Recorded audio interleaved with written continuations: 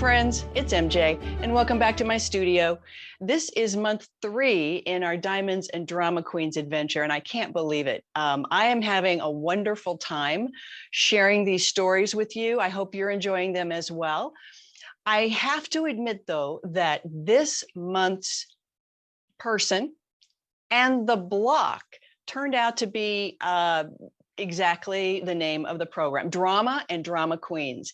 I'll explain a little bit as we get into dear Peggy Hopkins Joyce, who is the person we're featuring in this month's segment.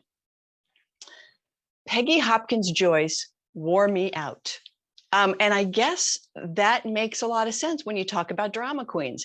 You know, I've had people in my life that are full of drama. Their life is just kind of in turmoil all the time, and they really like that. Believe me, they aren't in my life very long because that just wears me out. By the time I got done with the book that I was reading about Peggy Hopkins Joyce, I closed it and I went, oh, I was done with Peggy. This is the name of the book. It's called Gold Digger. The Outrageous Life and Times of Peggy Hopkins Joyce. And the poor writer, she had to just kind of plow through all kinds of stuff. But we'll get into that in a minute. What I want to talk about first, though, is the pattern that I created, inspired by a gem that Peggy Hopkins Joyce made famous. She owned a gem that is now called the Portuguese diamond, which lives in the Smithsonian's National Gem Collection. The Portuguese diamond is an octagonal cut with these long facets. Basically, they're just long parallel lines, gorgeous, gorgeous facets. Some people call them, some gemologists or cutters call them a hall of mirrors because they just are long, beautiful facets into which you can look deep inside of a gem. And it's usually the cut of choice for gems that are considered to be flawless or have a very high clarity level, like flawless or VS1, which is very slightly included 1, or VS2, which is very slightly included 2. Again, those are diamonds that have, or gemstones that have inclusions, but you can't see them with the naked eye. You have to actually look through a microscope. So when you have these long facets, man, you can look in there and you can just see deep, deep, deep inside this beautiful gemstone and see how clear it is. That is what the Portuguese diamond is. It's flawless, and it is an M color, meaning it has a little bit of tint of yellow. But when you look at the pictures, look at these, they are bluish in color. That's because the Portuguese diamond has this interesting feature, this interesting characteristic that it fluoresces a bright blue under ultraviolet light. And so much so that you can actually read by it. In fact, it fluoresces so much blue that oftentimes, well, in the past, people have called it the largest blue diamond in the world. It's not a blue diamond. It is an M color, meaning it has a slight yellow tint. It just fluoresces blue. Truly an amazing specimen. So let's get to the pattern.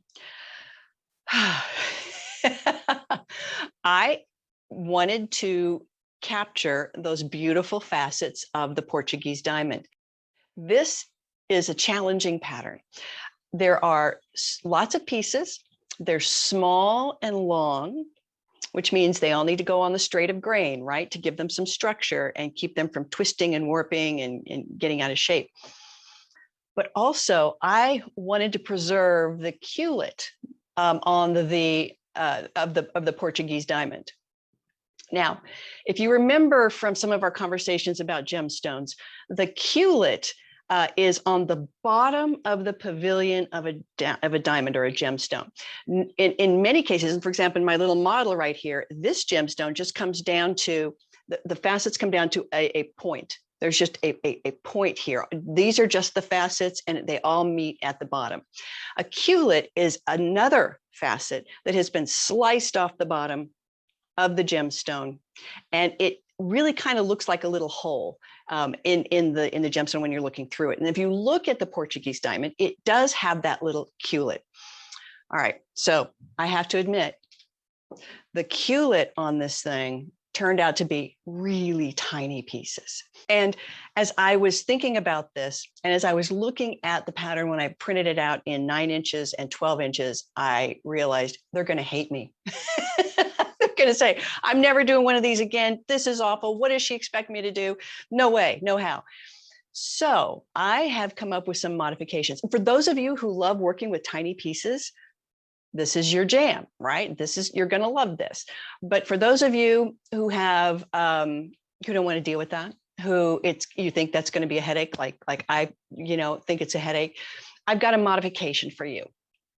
The culet goes away, but in its place, the gemstone ends up having this beautiful iron cross image at the center of the stone, which I think is pretty dramatic. And it's a whole lot easier to put together. So let me show you what I mean. This is the 18-inch pattern taped together. And this is the culet. This is that little area that makes up the white culet in the pattern. Do you see how tiny these pieces are? Right? These little teeny tiny triangles. Two of them are wide bases. Others look more like isosceles triangles. Did I get my geometry right?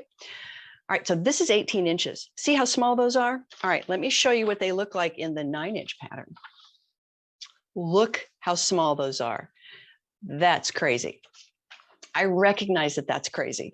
I don't expect you to have to do that, only if you want to. So my modification is that you combine in those 4 sections with those little teeny tiny pieces, you combine pieces 1 and 2 here. Like this is section 8. Here's section, here's section 8.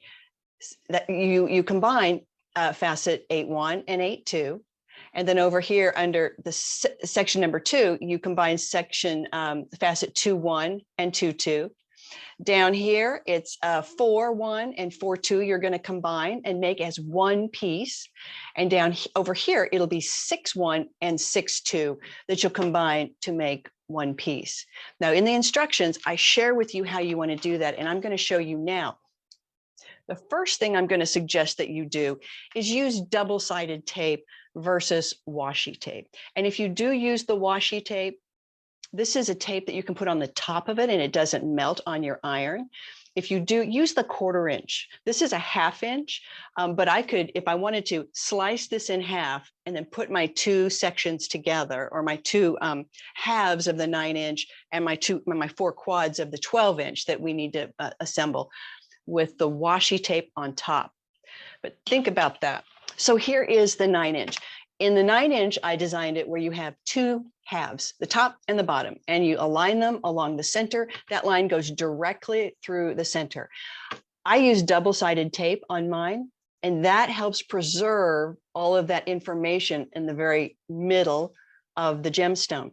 If you used washi tape, especially a 1/2 inch washi tape, what would that do to all that information in those tiny little facets? It would cover it right up, wouldn't it? And it's going to cover up your lines. So if you're going to use washi tape and you only have, if you use washi tape, use the 1/4 inch, or if you have 1/2 inch, slice it in half. So you have a 1/4 inch piece, or I'm going to suggest you use double-sided tape instead. Okay. All right. So that is the first step of the modification, is to use a connector that allows you to retain that information at the center part. The second thing I want to encourage you to do then is, if you want to do this modification by maintaining facets number 1 and 2 together, here's what you'll do. Take your highlighter and mark the line between 2-1 and 2-2, 4-1 and 4-2, 6-1 and 6-2, and 8-1 and 8-2. Then what I'm going to have you do is use the color code of the second facet. So with a pen, circle the color code in 2-2, 4-2, 6-2, and 8-2, and then go ahead and mark out the color code in 2-1 4-1, 6-1, and 8-1. These are all visual clues that are going to help you remember not to cut apart the first and second facet in these 4 sections. So we've gone through that little bit of drama. And just as an example of what the diamond looks like with the culet and then without the culet or the iron cross in place, I have created mock-ups here and I'm going to show them to you now. 2 more things about this pattern that I want to call to your attention. One is I'm going to suggest we just completely skip over that step where we highlight the inside perimeter of the edges of our block and the section lines. And here's why. Again, here's the 18-inch line. If we did that, we would be basically highlighting this line, this line, this line, this line, here and here. But do you see in between the sections, they are made up of facets that are long and narrow, and you are going to want to preserve those long, narrow, beautiful edges on the straight of grain. You're going to want to lay those facets on the straight of grain. So it doesn't really, you're not going to do this little tiny here or this little tiny bit here on the straight of grain. You're going to put this side and this, it's parallel this side on the straight of grain. So there's really no reason to go ahead and mark our sections, because most of your facets are going to be on the straight of grain. Because with most of your facets, it will be obvious that you will put these long, narrow pieces on the straight of grain. There are some smaller pieces that, yeah, it might be helpful to have that. And if you want to go ahead and do that highlighting piece, that's fine. But, you know, it's just one less thing to do. I would encourage you just to dive in, drop these things, especially the long ones on the straight of grain, and you'll be good to go. The second thing I want to mention to you about this pattern are the color codes A and G. The lightest and the first and then the last one. The last one, G, being the background color. In all of the colorways, except the ruby colorway, A is white. A also adjoins the background. There's a couple of facets that I've labeled as A or white that butt up against the background. If you were to use white as the background, think about it, that line between the edge of the diamond and the background would disappear. And so it would look like there was a chunk of your diamond missing. Here's an example of what it would look like if you used white for A and white for G. Do you see how it looks like that line disappears? It looks like there's a chunk out of the diamond. So in the colorways that I provided for you, G is always black. Now, of course, you can use any color you want, but please, I'm going to suggest you don't use the same color for A as you use for G. Unless, of course, you're making the ruby, and then it doesn't matter because there's 2 totally different colors. Let's talk about Peggy Hopkins Joyce. Peggy Hopkins Joyce was the epitome of a drama queen. The book that I read about her is called Gold Digger. And indeed, it seems like this phrase was made specifically for Peggy and her life. I first learned about Peggy Hopkins Joyce when I was researching the Portuguese diamond. I fell in love with that beautiful diamond in the Smithsonian. And there was a reference to her and how she was famous for collecting beautiful jewels and rich husbands, not necessarily in that order. I thought that was wonderful.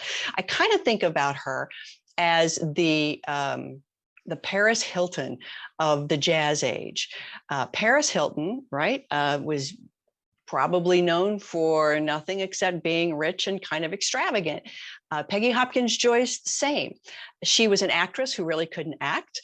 She was a vaudeville and Ziegfeld Follies girl who couldn't sing. She couldn't dance, but she could walk across the stage and people followed her with their eyes, especially men, especially rich men, every night she was on the stage. Her life was absolutely fraught with drama, much of it brought upon herself. When Peggy landed in New York in around 1917, 1916, 17, 18, the world was poised for a technical revolution in the printing of news and the transmission of information. They called it the graphic revolution. The rotary press made it much, much easier for newspapers to print editions very fast and very cheaply. Also, the advent of halftone engraving made it possible for pictures to be included on the pages of newspapers and not just text or illustrations or cartoons as it was before. So photojournalism exploded because for the first time, photographers could get their pictures on the covers of the newspapers. And who better to attract the eye of a photographer or the lens of a photographer than a gorgeous woman named Peggy Hopkins Joyce. Let me give you a little bit of a background too. Tabloids began to explode around that time. So for example, on June 26, 1919, the very first tabloid called the Daily News in New York launched. It was America's first modern tabloid and the harbinger of things to come. Think, inquiring minds want to know, right? The National Enquirer or even People magazine. So by 1924, two more papers had started up in New York. William Randolph Hearst's The Daily Mirror and publisher McFadden's New York Evening Graphic. So these newspapers during that time competed for readership. And who was their readership? These were people who didn't necessarily follow national news, international news, politics, etc. These are people who didn't get past a grade school education, or they were immigrants who were struggling with the complexities of the English language. They were more interested in things, all things human, all things just sort of basic humanity, love, hate, greed, violence, and the gorier, the better, and in a way that was fun to read. And, you know, I think that sometimes the more things change, the more things stay the same, right? So these were this was the media that was beginning to just bloom and flourish during the time that our drama queen hit New York and had all of her scandals. So that's probably so a lot of people think that combination, Peggy and that media, that just made her Peggy Hopkins Joyce. So who was Peggy? Margaret Peggy Upton was born in a little town across the river from Norfolk, Virginia. She was, by all accounts, an absolutely gorgeous little child. She had perfect features, blonde hair. She was an extrovert, and she loved to entertain people. She liked to act in little plays around town, and she liked the attention. She may have liked the attention for a couple of reasons. One, her father was a very straight-laced guy. He was a barber named Sam, and her mother, Dora, was kind of a wild child. And Dora wasn't satisfied with the life of a very straight-laced barber across the river from Norfolk. And Dora ran away from home when Peggy was about 10 years old. Shortly after that, Sam remarried, they had children, and my guess is that Peggy probably didn't get the attention that she craved, and she said, I'm out of here. She dropped out of school at 16, and she hooked up with a vaudeville troupe that went not just to New York, but then around the West. This is the point at which I want to mention to you that Peggy Upton started making things up about herself. She created all kinds of stories, very few of them which were true. One of the stories about this time in her life is that she met up with this older man. He was 35 when she was 16, hanging out in the lobby of a hotel. And he took her away with him. He was head of a vaudeville act, and he took her away with him. So there's a kernel of truth in this. But as she was out west, she decided that this was not what she wanted, to be hanging out with this guy. So she came back. That is not necessarily true. She ended up out west with this troupe at 16. She ended up with a guy by the name of Archibald Everett. Archibald Everett was her first husband. He married her when she was 16. He was 22 years old. He lived in Salt Lake City, Utah. He was the son of a very wealthy man, and he also was a traveling salesman for a grocery store company. And he traveled all over the West, which meant that Peggy was left home alone quite often. And Peggy loved the attention.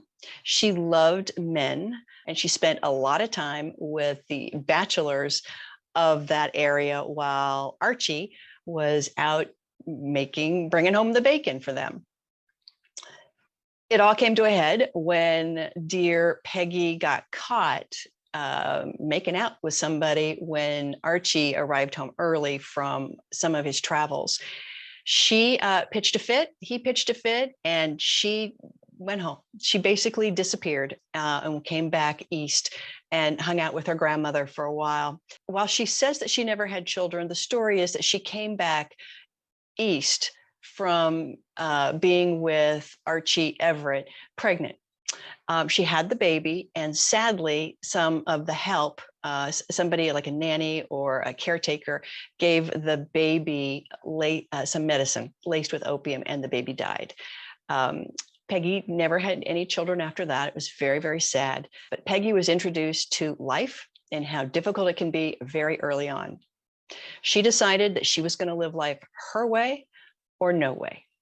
So she's back east in the Virginia area, Washington, D.C. area, and her paths cross with a guy by the name of Sherburne Philbrick Hopkins. He was the son of old money in D.C. His father worked as an international attorney, and Sherburne, also known as Sherby by Peggy, was also a practicing attorney, getting into the international scene. They fell in love, or rather, he fell in love and she fell in love with the family money. They got married, and they took up residence in the top floor of the Hopkins townhouse in Washington, D.C. For a while, Peggy was excited. She was happy. There were a lot of fun things to do. There were diplomatic dinners to go to, diplomatic balls to go to, parties, all kinds of entertainment. But the mother-in-law was not pleased with Peggy. She thought Peggy was a brat. Probably was. And so she and Sherburne began to fight because Peggy and the mother-in-law didn't get along so well. She really put a lot of restrictions on Peggy. Peggy chafed at those restrictions, and she and Sherby fought all the time. Sherby was out and about, and again, Peggy took up her practice of going out with other guys. It all came to a head when she decided to leave him. She was 22 years old, and she took off for New York. She took up residence in the Hopkins suite at the St. Regis Hotel in New York City. And basically, they said she took French leave of her marriage. Hopkins was heartbroken, even though they'd had a very stormy, tempestuous relationship. He told the second Mrs. Hopkins that Peggy was the only one that he loved. So again, here's Peggy sowing heartbreak around the world. So here she is back in New York, and she gets a job working at another vaudeville troupe. Now, vaudeville at the time was kind of like the variety show of today. There were singers, commentators like Will Rogers, comics, musicians, all kinds of crazy acts. So one of the things that this vaudeville troupe did was introduce fashion shows to the every person, right? The every man, the every woman who would go to the theater. And so Peggy got a job modeling gowns on stage. She didn't have to sing. She didn't have to dance. She didn't even have to open her mouth. She just paraded across stage looking absolutely smashing in lilac pajamas or gorgeous gowns from Paris. And she was a hit. And it didn't hurt that the press got wind of the fact that she had gone through 2 millionaire husbands at the age of 22. So she was beginning to create a buzz about her. The press was beginning to report about her. She was capturing the eye of a lot of interesting people. Now, this vaudeville group went out west again, and whose path should she cross but Florence Ziegfeld, inventor, owner, producer of the Ziegfeld Follies. The Ziegfeld Follies was vaudeville on steroids. The opening of the Follies was like the event of the season. They would be Vanderbilts there. You would have Astors, the famous families, Whitneys in the audience. You'd have a lot of very rich, wealthy, single young men who would be waiting behind the scenes at the stage door for their favorite bombshell. Oftentimes at intermission, they would send notes wrapped around jewels to their favorite gal that they saw on stage. It was quite a deal. The Ziegfeld Follies, again, it was music, it was costumes, barely their costumes. I think it was practically nudity, feathers, lot of drama. Okay, a perfect place for Peggy. The thing that Ziegfeld invented really was the Ziegfeld girl. Once you were in the Follies, you were always a Ziegfeld Follies girl. You always carried that that sort of certification that you were anointed to be one of the beautiful ones who could walk the stage. Once a Ziegfeld girl, always a Ziegfeld girl. Now, the price some of these girls paid for such attention is the price that girls have always paid for that kind of attention. But many felt that maybe one day they'd be the lucky ones who would get a proposal and live happily ever after. Peggy started as a Ziegfeld girl in 1917 in New York. The 1917 opening of the Ziegfeld Follies was one of Ziegfeld's most spectacular, successful, and lucrative seasons. So Peggy was a smash hit and her career was set. While she was working as a Ziegfeld girl, she made the move to the movies. And again, these were silent pictures. She made a bunch of pictures that were just nothing but fluff, as a lot of those pictures were. One of them was called The Bride, where she was just a kind of a young ingenue and ended up in a silly farce about a young woman who was asked to be a bride and ended up on the knee of a very handsome, rich gentleman. Sound familiar? At the end of the silent picture.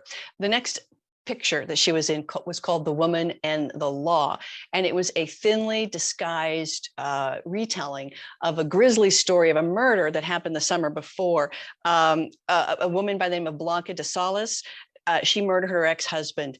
Coincidentally, just amazingly coincidentally, the guy who was murdered, the guy Blanca murdered, his brother Billy was dating Peggy at the same time. Truly remarkable. She then went on to Broadway to a production called A Sleepless Night. And this was really a perfect description of her life. She would be on the stage in the evening, and then she would go out and drink champagne until all hours of the night, getting home exhausted and disheveled at 4 a.m. after a riotous night, and even, made even more riotous by the truly amazing amounts of champagne that this woman drank, was basically her life at the time. By now, Peggy's picture was all over the glossy magazines. Not only had she been a Ziegfeld Follies girl, she was a movie star, and she was a Broadway actress, and she was a party girl, big time party girl. And the media loved her. So magazines like Harper's Bazaar, Vanity Fair, Vogue, Town and Country constantly filled their pages with stories about her newest 3/4 length sable coat, or her new hairstyle, or her latest outfit, or her latest escapade downtown in New York City. In 1919, the Broadway play that she was on wrapped up in New York and went on tour out west. The show ended up in Chicago, and she caught the eye of a guy by the name of Stanley Joyce, the guy that would bring that lasting fame to her name. Stanley was from a place called Clinton, Iowa. Clinton, at that point, was on the Mississippi River, and it was the timber, the lumber capital of the world. All that lumber and timber from the north would come down the Mississippi and then down south, where it would be processed. Apparently, Clinton, Iowa, had some of the highest population of millionaires of any city, except perhaps New York, at that time. Stanley Joyce was, he, as Peggy said, who's the dope? He was probably not the most polished. He was not very socially adept, but he was rich, and Peggy latched onto him. and she led him on. At this point, Stanley began showering her with jewels in an attempt to get her to say yes to his marriage proposal. These are the jewels that would allow Peggy to live the high life, the wild life for the rest of her days. The first gorgeous gem was a $26,000 emerald that he gave her. She was a little disappointed. She told him that she didn't get a diamond instead. She took that emerald to the jewelers the very next day to have it appraised. And at $26,000 in 1919 money, she was fine with it. She eventually got her diamonds. She ended up going back to New York, and Stanley pretty much kept up the barrage. He put a private railroad car at her disposal. He set her up in a beautifully appointed luxury apartment in Manhattan, and he continued buying her jewelry. I think the most important thing that he got for her, though, the thing that kept her stringing him along, was her divorce from Sherby Hopkins. She ended up hightailing it down to Palm Beach to await the word that her divorce was going to be final. And while she was at that, and while Stanley was running around doing his work around the rest of the United States, Peggy was down at Palm Beach going to dinners and dances and shows and who knows else what, with a whole bunch of other rich, wealthy, single and maybe not single men. She played down in Palm Beach. On January 21st, she got word that her divorce was final. Stanley came down to Palm Beach, and on January 23rd, she married Stanley Joyce and became Peggy Hopkins Joyce. After the marriage, the Joyces moved to Millionaires Row in Miami, close to Biscayne Bay. They bought a house for about $200,000 in 1919 funds, which would be millions of dollars in today's currency. She bought a monkey, and she even talked Stanley out of getting a yacht for himself, which he really wanted, and getting her a string of $350,000 pearls instead.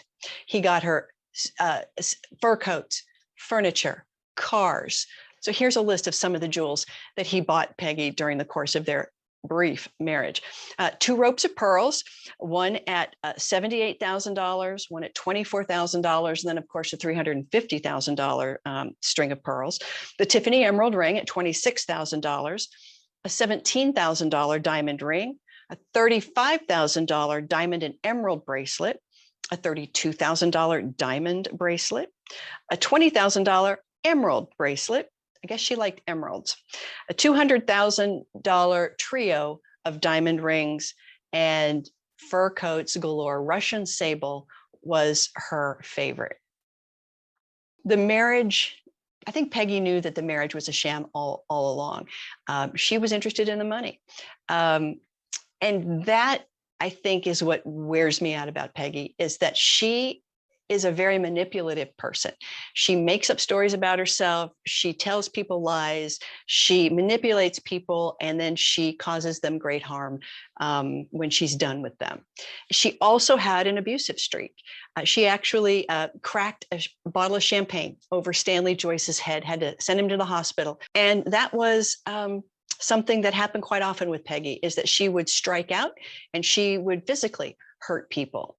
The beginning of the end of their relationship, ironically, came on their honeymoon. They had a delayed honeymoon, but they took a boat over to Europe.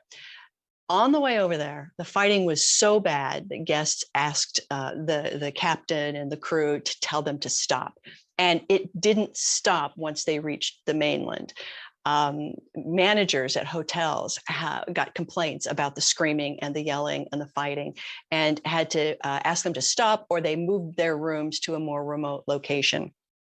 What was really happening under all of this was that Peggy had continued to see other men and sleep with other men during her marriage.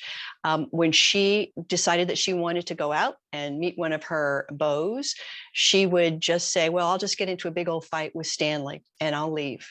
So, for example, shortly after her wedding, she slipped off to Hot Springs, Virginia, with a New York businessman that she had met in New York for a week, just after she was married.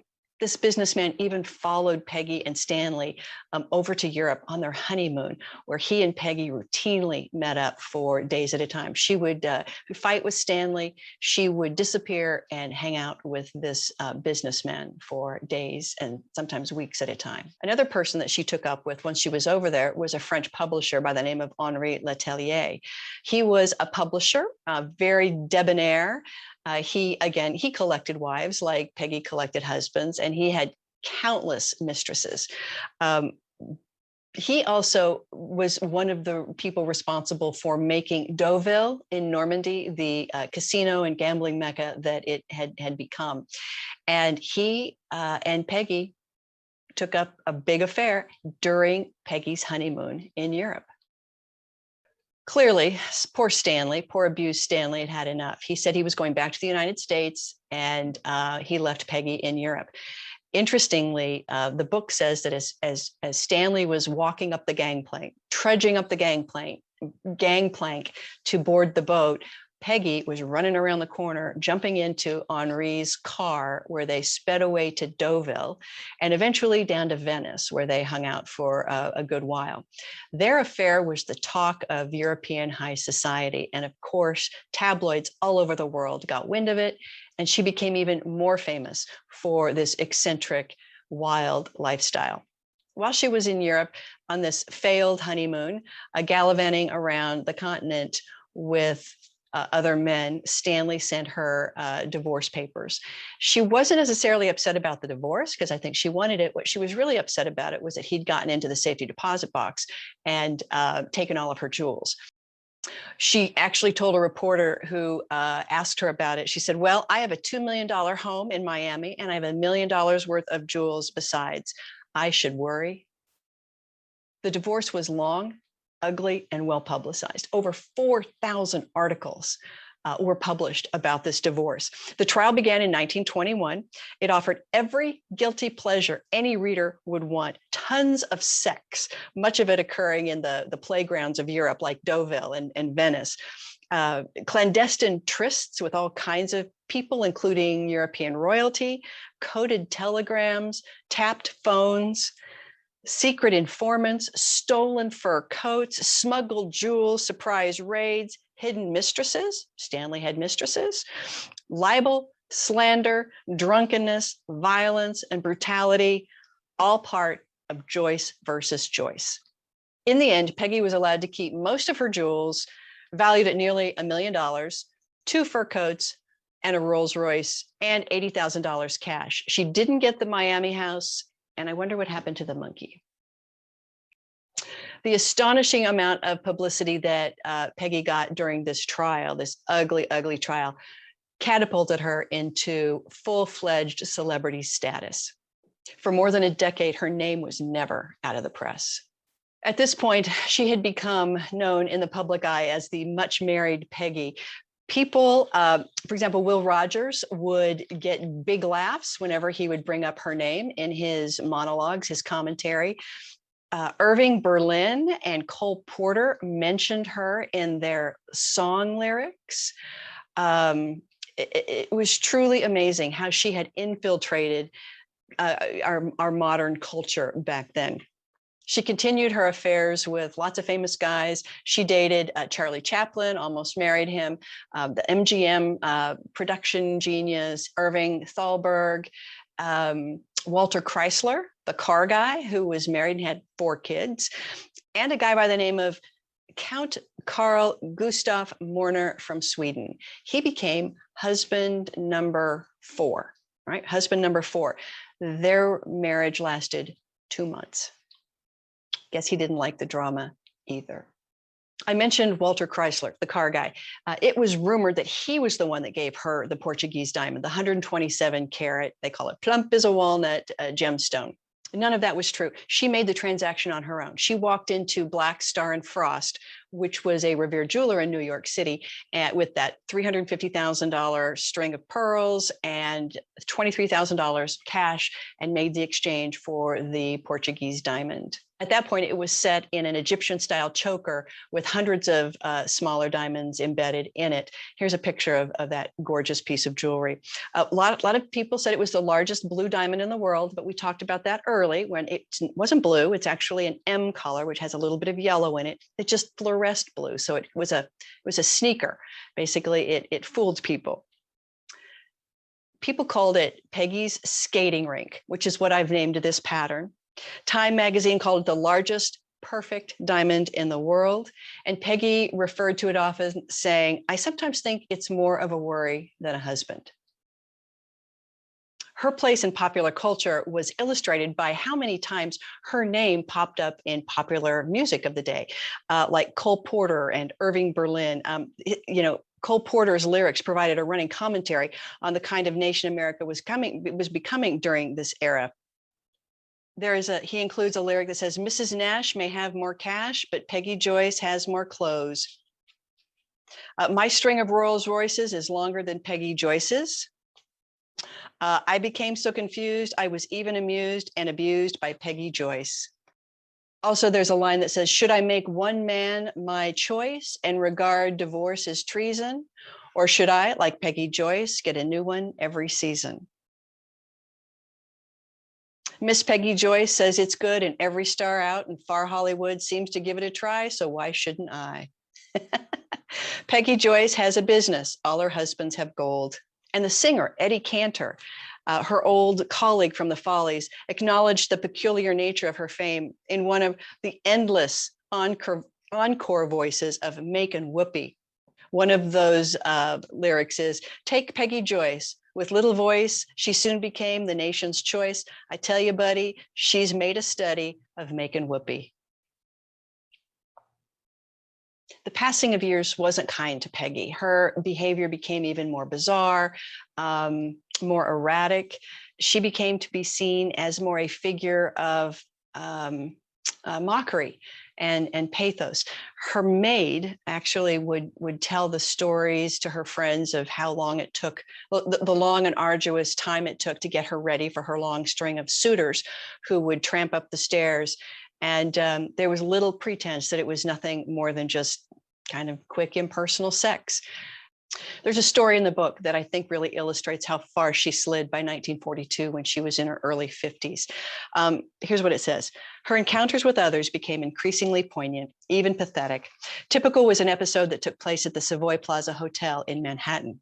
One afternoon in 1942, Billy Livingston discovered Peggy sitting by herself in the hotel's cafe lounge, and the two struck up a conversation. She asked him to call her at 10 that night, but he was scheduled to leave at dawn the next morning for Army camp and promptly put the matter out of his mind. Arriving home from overseas a year later, Livingston found himself back in the same hotel, only to discover Peggy sitting alone in the identical spot where he had left her 12 months earlier. "I'm not speaking to you," she said coldly, looking up with glassy eyes. "The other night, I waited an hour and a half for you to call." The other night. It was an entire year. At this point, she was selling her jewels to make ends meet. In 1951, she sold the Portuguese diamond to Harry Winston, who then put it in his traveling show called The Court of Jewels. And we know about that because the McLean diamond was part of the Court of Jewels as well. Peggy married for the last time in 1956. She married a man 20 years her junior named Andy Meyer. Andy loved her. He saw her as a former Ziegfeld girl, a representative of glamour and grace of a previous time. He didn't care if maybe she'd lost a little bit of her shine. She was still a flirt. She was still charming, and he took care of her.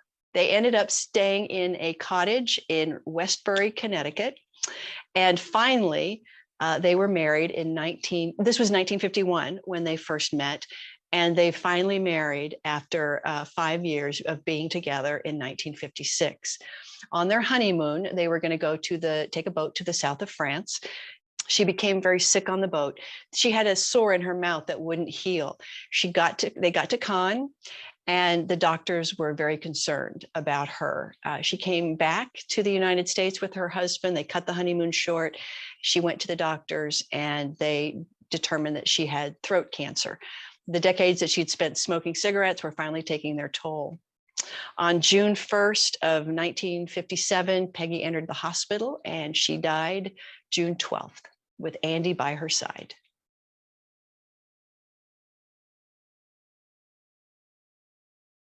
As I was reading this book, I was wondering all through it, what was going on with Peggy? What was her deal? I'm a social worker. I worked in the mental health field before. And so I always like to jump to diagnosis. And who knows what was going on with Peggy? Probably the results of a lot of trauma, a lot of abandonment issues, losing her mother and then her father, and then, getting introduced to the wild side of life very early at an impressionable age. Who knows what kind of violence herself she had been subjected to. Maybe there was some narcissism in there. Maybe there was, borderline personality disorder. We'll never know. But she reminds me of the kind of people that F. Scott Fitzgerald talked about in The Great Gatsby, when he described the Buchanans as careless people. They would go through life breaking things and hurting others and not caring about it. And I feel that way about Peggy. It's sad, but it's instructive. She was a part of American history. I'm grateful that I got to learn about her and that time period in which she lived. I just wish her peace and joy and peace wherever she is right now. One of her friends, a nightclub owner in her later years named Texas Guinan, said this about her after Peggy died. Peggy should not be buried like ordinary folk or cremated or anything like that, but just be put into Tiffany's window to sparkle forever.